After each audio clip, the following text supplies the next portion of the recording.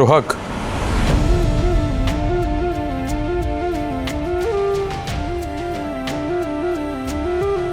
তাপ না।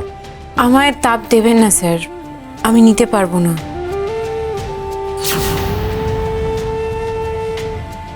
ক্ষমা করবেন আমায়, আসলে গিন্নিমার সমস্ত আচার করেছেন তো, এই পুজোর নিয়মই এটা, যে সমস্ত কিছু করে তাকেই সকলকে তাপ দিতে হয়। গিন্নিমা যদি তাপ না দেন তাহলে আমি তাপ নিতে পারবো না।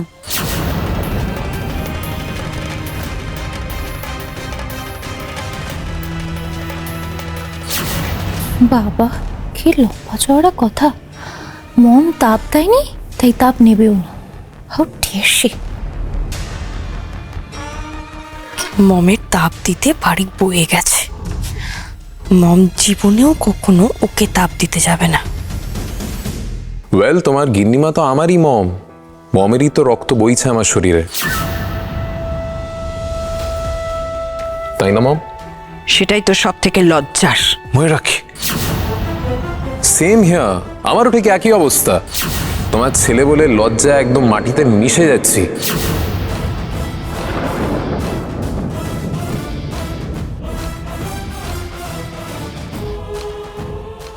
বাট আমাদের একে অপরের প্রতি কোনো ফিলিংস বা ইমোশন না থাকলেও মম আর ছেলের রিলেশনটাকে তো অস্বীকার করা যাবে না।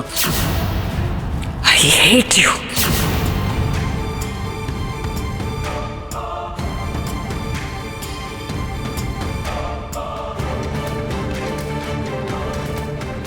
ওয়েল, গিন্নিমা প্রদীপের তাপ না দিলে তাপ নেওয়া যাবে না, এই রিচুয়ালটা আমি মানি না।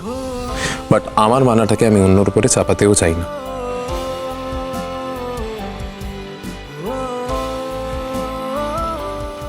না জামাই, আমরা তাপ নেব।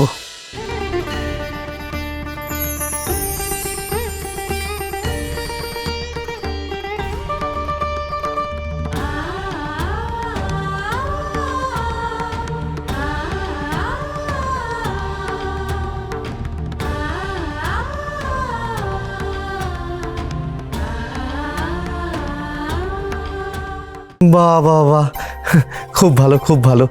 পুজো পাঠ ঝামেলা ঝঞ্ঝাটের মধ্যে দিয়ে শেষ হয়ে গেল।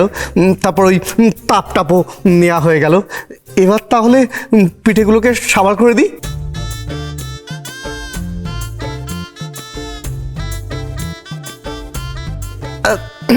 মানে সাবার ঠিক নয়, মানে খাওয়া খাওয়া। খেয়ে নি পিঠেগুলো। হ্যাঁ, এখন সবাই প্রসাদ খেতে পারো।